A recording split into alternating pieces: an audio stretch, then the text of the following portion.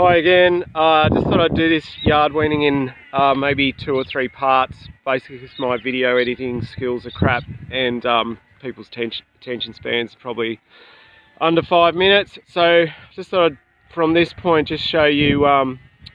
So there's the mothers over there. They're not actually that far away from the lambs, which are running out into the lane now. So I'll go down there and have a look at what's going on there. Basically I would have liked to get them pushed up over the hill to the next paddock, but ran out of daylight, so unfortunately that didn't happen. Anyway, we might wander down here and have a look at this fenced off laneway and what's happening down here. Okay, so what I've done is just set my laneway up here. So the feeder there, or the trail feeder out in the back of the ute there, what I've done is I've trailed a little bit of grain mixed with buffer pellets, which I have been introducing them to with their mothers for the last week or so. And I'm basically using that, well, you know, training them to grain, because I want to separate the ewe lambs off and try and grow them out as much as I can to join at 6 months old. So here they are, they're coming up to the fence now, and also the weather lambs. So I want to train them to grain and try and push them along. So hopefully they'll stop at this fence here because they've been trained to it, and if not, I'll eat my words. Well, there we go. One's jumped through. Hopefully it'll jump back through. You know, you get that occasionally, that's all right. Now, they might jump through a little bit like that, a couple, testing it out, but you know, that's just the way it is. They'll get used to it eventually. I've made this fence highly visible so that, a couple of reasons for the lambs, nice tight post spacings, but also for people. So because this is across a lane and it's not often this fence is here, I don't really want to be flying along on the motorbike and running into it, or anyone else running into it.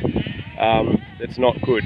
Anyway, so yeah, look, that's about it. Other than now, on the trail, I put a bit of trail of grain out. I've tipped a bit of generate over that just with a watering can. So you're just trying to get that magnesium and vitamin A, D, E and all that stuff into them as many different ways as you can. Having a little bit nibble on the saltbush hedge over there, you know, getting accustomed to that, you know, keeping them entertained. Now I'll go and have a quick look at the EV over there that I put out the fence with. That might be something interesting. I use it all the time. Now I've just opened the gates about 20 minutes ago and just passively let them all run out and find their own way out.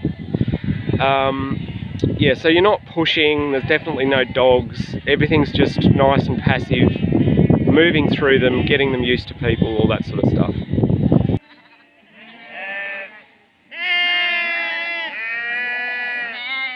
I also should say, look, I haven't put the water out there yet, but I will, but I need to go and get a couple of tractor tyres on after this, so I can get some hay and stuff. So I just needed to go and do that. It's not terribly hot. It's pretty mild sort of day. They have got plenty of water in there. They have been drinking, but I will put troughs out in there as well. Now, just while we're here, just thought we'd have a look at this little deal here. I use this all the time. It's a Kiwi Tech mounted auto electric fence system, mounted on a side-by-side.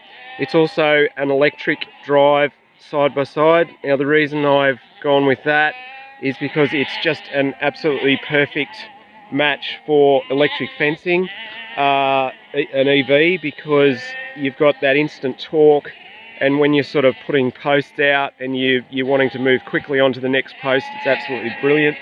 You know, you're not running it for terribly long time typically.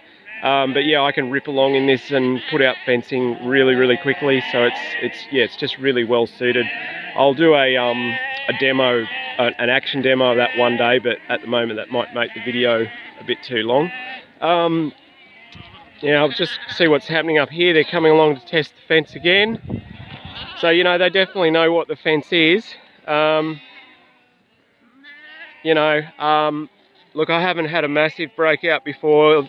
Like, I'll probably come back here and there might be 5 or 6 out on the other side, but you know, they might wander up there, or they might hang around, or they might go back and see what happens. But hopefully by this time, if you're keeping everything as stress-free as possible, you've got them well trained to the fence for a start, you shouldn't have any massive breakouts. But, you know, it's a big ask to be, you know, holding freshly weaned lambs between their mothers with, you know, 3-wire electric fence. There's just an S200 Gallagher on that, so it's not a huge, massive zap, but it's you know, probably want a bit more, but it's not too bad. Grass is pretty green, getting a pretty good earth. Okay, that's about it, I think, for part 2.